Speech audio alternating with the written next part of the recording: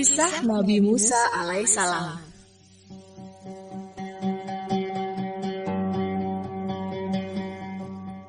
Nabi Musa alaihissalam adalah putra dari Imran dan Yukabat, yang merupakan keturunan Nabi Yakub alaihissalam. Seperti kita ketahui bahwa keturunan dari 12 putra Nabi Yakub alaihissalam disebut sebagai Bani Israel, termasuk Nabi Yusuf alaihissalam. Setelah Nabi Yusuf alaihissalam wafat, keturunan Bani Israel semakin bertambah banyak, sehingga jumlahnya mencapai ratusan ribu orang. Nasib Bani Israel menjadi berubah tatkala mereka dipaksa menjadi budak oleh Fir'aun, sang penguasa negeri Mesir. Pada mulanya, kehadiran Bani Israel tidak membuat penduduk asli Mesir merasa terancam. Apalagi, Bani Israel merupakan keluarga besar dari Nabi Yusuf alaihissalam yang dikenal dengan dinasti Hiksos. Setelah Nabi Yusuf alaihissalam meninggal dunia, dinasti Ahmoses dari kerajaan Tebes yang berkuasa. Sejak saat itu, Bani Israel menjadi budak dan ikut kerja paksa membangun makam serta kuil Fir'aun. Bahkan, Fir'aun mengangkat dirinya menjadi Tuhan yang wajib disembah. Awal sebab diperbudaknya Bani Israel ini antara lain karena Fir'aun bermimpi. Ia melihat ada api yang datang dari Baitul Maqdis membakar sebagian rumah penduduk Mesir. Dalam mimpi itu, semua rumah milik penduduk asli Mesir terbakar habis. Namun anehnya tidak ada satupun rumah dari Bani Israel yang ikut terbakar. Mimpi Fir'aun ini lalu ditafsirkan oleh tukang sihir kerajaan, hingga muncul keyakinan bahwa suatu saat nanti akan hadir laki-laki dari keturunan Bani Israel yang akan menghancurkan dan menggulingkan kekuasaan Fir'aun di Mesir. Kemudian, Raja Fir'aun mengeluarkan perintah kepada seluruh bala tentara Mesir bahwa apabila ada bayi laki-laki yang lahir dari kalangan Bani Israel, maka bayi tersebut harus dibunuh. Perbudakan membuat Bani Israel menderita. Tidak sedikit yang meninggal dunia karena kekejaman pemerintahan Fir'aun. Hingga pada suatu hari, masyarakat asli Mesir mengadukan kekhawatiran mereka akan semakin sedikitnya jumlah Bani Israel yang menjadi budak, karena Fir'aun terus saja membunuh setiap bayi laki-laki yang lahir. Mendengar keluhan dari rakyat asli Mesir, akhirnya Raja Fir'aun mengeluarkan kebijakan baru, yaitu akan membiarkan bayi laki-laki dari Bani Israel yang lahir pada 1 tahun dan membunuh bayi laki-laki dari Bani Israel yang lahir pada tahun berikutnya. Nabi Harun alaihissalam lahir pada tahun ketiga, bayi laki-laki dibiarkan hidup. Sedangkan Nabi Musa alaihissalam lahir pada tahun ketika bayi laki-laki Bani Israel harus dibunuh. Dari sinilah kisah Nabi Musa alaihissalam berawal. Ada seorang wanita dari Bani Israel bernama Yukabat yang sedang mengandung. Ia bersama Imran suaminya sangat takut jika bayinya kelak dibunuh oleh bala tentara Fir'aun. Akhirnya, mereka bersembunyi di sebuah gubuk terpencil di pesisir Sungai Nil. Pada saat bayi mereka lahir laki-laki, dalam Quran Surat Al-Qasas ayat 7, Allah SWT memberi ilham untuk menghanyutkan bayi mereka ke Sungai Nil tanpa rasa khawatir dan sedih. Selanjutnya, Yukabat meletakkan bayinya di keranjang dan menghanyutkannya. Kemudian ia meminta Miriam, yaitu anak perempuannya yang sudah besar, agar mengikuti kemanapun sang bayi hanyut. Sementara itu, di lain tempat, atas izin Allah SWT, istri Fir'aun secara tiba-tiba berkeinginan untuk keluar istana melihat keindahan panorama ibu kota kerajaan. Sambil berjemur di tepi salah satu anak Sungai Nil bersama dayang-dayang istana. Pada saat itulah Asia melihat keranjang terapung di atas air. Muncullah ketertarikannya untuk melihat apa isi keranjang tersebut. Peristiwa ini menjadi awal perjalanan Nabi Musa alaihissalam di kerajaan Fir'aun. Asiyah binti Muzahim adalah istri Fir'aun yang beriman kepada Allah SWT dan mengingkari ketuhanan Fir'aun, suaminya sendiri. Fir'aun dan Asiyah tidak memiliki anak. Ketika melihat ada bayi yang hanyut, tumbuh rasa kasih sayang di dalam diri Asiyah. Bagaikan penyejuk mata hati, ia langsung jatuh cinta dengan bayi mungil yang wajahnya berbinar-binar tersenyum lucu di hadapannya. Segera Asiyah memujuk Fir'aun suaminya agar ia diperbolehkan merawat bayi yang ia temukan. Karena mereka hingga saat itu belum memiliki anak. Awalnya Fir'aun menolak. Tetapi setelah dibujuk dan diyakinkan oleh Asiyah, maka akhirnya Fir'aun mengizinkan Asiyah mengangkat bayi temuannya sebagai anak. Bayi inilah yang kemudian dikenal sebagai Musa. Quran Surat Al-Qasas ayat 9 menggambarkan peristiwa ini. Musa yang masih bayi tidak mau menyusu kepada siapapun. Di tengah kebingungan ini, Asiyah mengumumkan bahwa siapapun yang dapat menyusui Musa akan dijadikan pengasuhnya di istana. Bergegas Miriam, saudara perempuan Musa yang sejak awal memperhatikan, memberitahukan kepada para dayang istana bahwa ada seorang wanita yang bisa menyusui bayi Musa. Wanita itu tidak lain adalah Yukabat, ibunda Musa sendiri. Allah SWT berkehendak agar Musa tetap dibesarkan oleh ibu kandungnya tanpa banyak diketahui orang-orang, terutama Fir'aun. Suatu hari dikisahkan Raja Fir'aun pernah memarahi Musa yang masih kecil saat bermain-main dan menarik jenggot Fir'aun. Asiyah berusaha menenangkan suaminya dengan menjelaskan bahwa Musa masihlah kanak-kanak, sehingga belum bisa membedakan mana hal yang boleh dan tidak boleh, mana yang baik dan buruk. Fir'aun mulai percaya dengan perkataan Asiyah, manakala Musa kecil tiba-tiba merangkak mengambil bara api dan memakannya. Akhirnya Fir'aun mengurungkan niatnya untuk membunuh Musa. Peristiwa inilah yang telah membuat lidah Musa terluka dan tidak dapat berbicara secara jelas.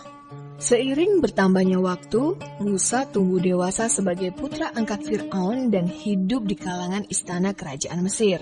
Hingga akhirnya ia mulai mengetahui siapa dirinya sebenarnya.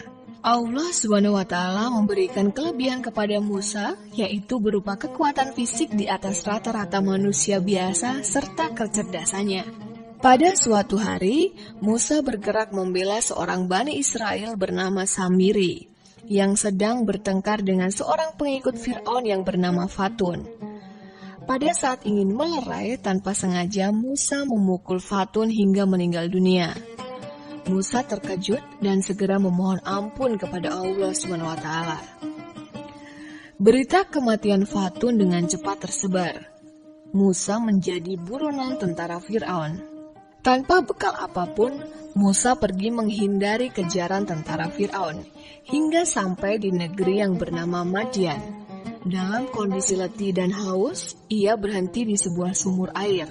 Di dekat sumur, Musa melihat ada dua orang wanita yang berada di antara para pengembala laki-laki. Ternyata, kedua wanita tersebut adalah putri Nabi Syuaib alaihissalam yang sedang menunggu antrian untuk mengambil air minum bagi domba-domba mereka. Kebiasaan masyarakat pada waktu itu adalah menutup mulut sumur dengan sebuah batu besar yang hanya bisa diangkat oleh 10 orang dewasa yang bertubuh kuat. Namun atas pertolongan Allah SWT, Musa mampu mengangkat batu besar tersebut sendirian saja dan menolong kedua putri Nabi Syuaib alaihissalam. Mengetahui hal ini, Nabi Syuaib alaihissalam tertarik dan mengundang Musa agar singgah ke rumahnya. Musa menceritakan perjalanannya dari negeri Mesir. Oleh Nabi Syuaib alaihissalam, Musa diminta untuk tinggal dan bekerja di peternakan milik Nabi Syuaib alaihissalam. Kemudian, Musa dinikahkan dengan anak gadis Nabi Syuaib dengan mahar. Musa harus bekerja pada Nabi Syuaib alaihissalam selama 8 tahun. Waktu terus bergulir, dan tak terasa 8 tahun pun telah berlalu. Muncullah keinginan Musa untuk mengajak keluarganya mengunjungi kampung halamannya di Mesir. Di tengah perjalanan, tepatnya di Bukit Sinai, Musa melihat samar-samar ada api di atas bukit. Tetapi anehnya, hanya ia saja yang melihat api itu, sedangkan keluarganya tidak. Segera Musa naik menuju puncak bukit untuk mengambil api yang akan digunakan sebagai penghangat istirahat mereka. Sedangkan keluarganya diminta agar menunggu di kaki bukit. Secara geografis, Bukit Sinai ini berada di wilayah Mesir, menjulang setinggi 2.285 meter dan dikelilingi oleh puncak-puncak pegunungan yang lebih tinggi. Di puncak Bukit Sinai inilah wahyu pertama diterima oleh Musa. Allah Subhanahu wa Ta'ala berfirman, "Hai Musa, sesungguhnya aku adalah Allah, Tuhan semesta alam." Pada malam itu pula Musa diangkat dan diteguhkan keyakinannya sebagai nabi dan rasul yang selalu berada di dalam lindungan Allah Subhanahu wa Ta'ala. Selanjutnya, Nabi Musa alaihissalam dapat berdialog secara langsung dengan Allah dan menerima 2 mukjizat berupa tongkat yang bisa berubah menjadi ular raksasa yang sangat besar dan dari tangannya dapat memancarkan cahaya yang sangat menyilaukan. Sudah sejak lama masyarakat Mesir kuno memanfaatkan lembah Sungai Nil yang subur untuk bercocok tanam. Air luapan Sungai Nil digunakan untuk mengairi lahan mereka. Oleh karena batas-batas lahan ini sangat penting bagi masyarakat, maka diangkatlah tokoh masyarakat yang bertanggung jawab mengatur batas tanah dan semua hal yang terkait dengan tata kehidupan masyarakat. Tokoh masyarakat inilah yang selanjutnya diberi gelar Fir'aun. Seiring dengan perkembangan sistem kemasyarakatan dan tata wilayah, maka Fir'aun diperlakukan seperti layaknya seorang raja. Ia menjadi pemimpin sekaligus pemuka agama bagi masyarakat. Pada masa Nabi Musa alaihissalam, Fir'aun mengangkat dirinya sebagai Tuhan dan memerintahkan agar seluruh rakyat menyembah Fir'aun. Allah Subhanahu wa Ta'ala memerintahkan Nabi Musa alaihissalam agar berdakwah menyadarkan Raja Fir'aun dengan dibantu oleh saudara sepupunya sebagai juru bicara, yaitu Nabi Harun alaihissalam yang telah berada di Mesir lebih dahulu. Nabi Harun alaihissalam terkenal pandai bertutur kata. Mereka berdakwah berulang-ulang hingga suatu ketika terjadilah peristiwa di mana mereka harus menghadapi kemarahan Raja Fir'aun karena Nabi Musa berhasil menunjukkan kenabiannya melalui mukjizat merubah tongkat menjadi ular besar dan tangannya yang bersinar menyilaukan setelah dikeluarkan dari bajunya. Quran Surat Asy-Syu'ara ayat 32 sampai dengan 33. Fir'aun menantang dengan mendatangkan para penyihir terhebat dari seluruh Mesir untuk mengeroyok dan mengalahkan Musa. Mereka diiming-imingi imbalan hadiah kekayaan dan kedudukan tinggi di samping Raja Fir'aun. Dengan disaksikan oleh ribuan yang hadir, Nabi Musa alaihissalam telah bersiap berhadapan dengan bermacam-macam kekuatan hitam yang mengerikan. Dari tali temali, tongkat-tongkat para penyihir Mesir, muncullah beribu ular yang bergerak cepat hingga menyerang dan membunuh Nabi Musa alaihissalam. Pada saat genting ini, atas izin Allah SWT, Nabi Musa alaihissalam segera melemparkan tongkatnya, sehingga menjelma menjadi seekor ular raksasa yang menelan semua bentuk sihir yang berada di hadapannya, tanpa tersisa. Dikisahkan bahwa oleh karena ketakutan yang teramat sangat, Raja Fir'aun mendadak mengalami diare sebanyak 40 kali dalam sehari. Padahal sebelumnya, Raja Fir'aun membuang hajat sekali dalam 40 hari. Di sisi lain, pertempuran ini telah membuat para tukang sihir beserta orang-orang yang menyaksikan menjadi beriman kepada Allah Subhanahu wa Ta'ala. Namun, Fir'aun tetap saja ingkar dan justru menginstruksikan untuk menghukum dengan sangat kejam terhadap siapapun yang mengikuti ajaran Nabi Musa alaihissalam. Fir'aun tidak bisa menerima kekalahannya. Untuk menutupi kelemahannya, ia semakin congkak dan kejam kepada Bani Israel. Hal ini yang membuat Nabi Musa alaihissalam terpaksa berdoa kepada Allah Subhanahu wa Ta'ala agar berkenan mendatangkan bencana untuk menghukum Fir'aun dan para pendukungnya. Permohonan Nabi Musa alaihissalam dikabulkan oleh Allah Subhanahu wa Ta'ala. Negeri Mesir dengan seketika dilanda musim panas yang berkepanjangan. Sekalinya turun hujan, yang datang adalah hujan badai yang memporak-porandakan negeri Mesir. Ciut hati Fir'aun saat itu, tetapi setelah semuanya reda, ia kembali ingkar. Nabi Musa berdoa lagi agar Allah SWT membinasakan semua kekayaan Fir'aun beserta para pengawalnya dan mengunci mata hati mereka. Quran Surat Yunus ayat 88. Selanjutnya, semua kekayaan kebun serta apapun yang mereka miliki berubah menjadi batu yang tidak bisa mereka manfaatkan lagi. Melihat sikap Fir'aun yang tidak mau bertobat, akhirnya Nabi Musa alaihissalam memutuskan membawa seluruh pengikutnya, kurang lebih 600.000 kaum Bani Israel, keluar dari negeri Mesir. Mengetahui hal ini, para petinggi dan penasihat kerajaan Mesir menghasut Raja Fir'aun agar mengerahkan ratusan ribu pasukan berkuda dan pasukan perang bersenjata lengkap mengejar, hingga mereka dapat menyusul rombongan Nabi Musa alaihissalam di tepi Laut Merah.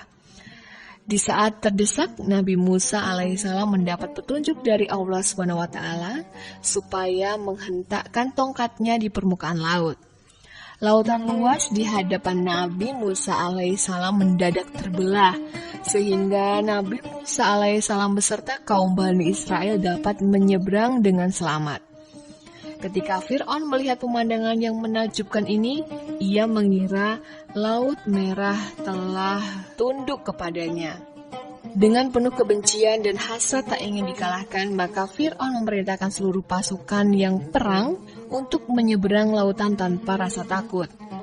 Namun dugaannya salah. Sesampainya di tengah-tengah, Laut Merah tiba-tiba menutup kembali dan meluluh lantakan Fir'aun beserta seluruh pasukan bala tentara perang kerajaan Mesir. Hal ini terjadi karena Nabi Musa alaihissalam telah menghentakkan tongkatnya, sehingga Laut Merah kembali seperti sedia kala. Sesaat sebelum hancur tenggelam di lautan, Fir'aun mengatakan bahwa ia mau beriman dan mengakui bahwa tidak ada Tuhan selain Tuhan yang diyakini Bani Israel. Namun hal ini tidak berguna, karena semua sudah terlambat. Malaikat Jibril menutup mulut Fir'aun hingga akhirnya binasa. Kejadian ini menandai terbebasnya Bani Israel dari kejamnya perbudakan dan penindasan Fir'aun di Mesir. Para arkeologi telah menemukan beberapa bangkai roda kereta kuno berada di dasar Laut Merah. Selain itu, juga ditemukan tulang-tulang manusia dan tulang kuda yang berasal dari masa saat zaman Nabi Musa alaihissalam. Hingga kini, jasad Fir'aun tetap utuh. Allah SWT telah menjanjikannya sebagai pelajaran bagi orang-orang yang hidup setelah zamannya. Quran Surat Yunus ayat 90 sampai dengan 92. Perjalanan dakwah Nabi Musa alaihissalam belumlah usai. Kita akan ikuti kelanjutan kisahnya pada episode ketiga. Fakta menakjubkan mengenai pembangunan piramid terdapat pada Quran Surat Al-Qasas ayat 38 yang artinya, dan berkata Fir'aun, "Hai pembesar kaumku, aku tidak mengetahui Tuhan bagimu selain aku. Maka bakarlah hai Haman untukku tanah liat. Kemudian buatkanlah untukku bangunan yang tinggi, supaya aku dapat naik melihat Tuhan Musa. Dan sesungguhnya aku benar-benar yakin bahwa dia dari orang-orang pendusta." Ternyata penelitian masa kini mengungkap bahwa piramid telah dibangun dari tanah liat yang dipanaskan. Kenyataan ini sangat jelas dan kuat membuktikan bahwa Nabi Muhammad SAW tidak berbicara mengikuti hawa nafsunya, melainkan petunjuk dari Allah SWT yang menciptakan Fir'aun dan menenggelamkannya dan menyelamatkan Nabi Musa alaihissalam. Setelah berhasil memimpin Bani Israel terbebas dari perbudakan Mesir, perjalanan dakwah Nabi Musa alaihissalam berlanjut. Nabi Musa alaihissalam semakin dipercaya oleh kaum Bani Israel karena banyak mukjizat dari Allah yang ditampakkan. Hanya saja, kadang-kadang kaum Bani Israel mulai menanyakan seperti apa bentuk wajah Tuhan mereka. Untuk menjawab pertanyaan ini, Nabi Musa alaihissalam pergi menuju Bukit Sinai, tempat ia diangkat menjadi Rasul. Ia menyepi dan berpuasa selama 40 hari. Kemudian terjadi dialog dengan Allah SWT. Di antaranya, Nabi Musa meminta izin agar Allah SWT berkenan menunjukkan diri bagi kaum Bani Israel.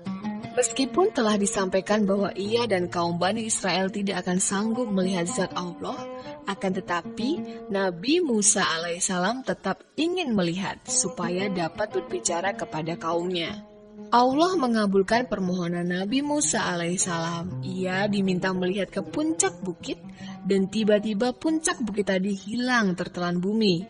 Sementara itu, Nabi Musa alaihissalam gemetar, jatuh tersungkur dan pingsan karena tidak kuat menyaksikannya. Setelah siuman, Nabi Musa alaihissalam memohon maaf atas kelancangannya kepada Allah SWT. Pada kesempatan itu, Nabi Musa alaihissalam menerima 10 perintah Allah, yaitu yang pertama, akulah Tuhan, Allahmu.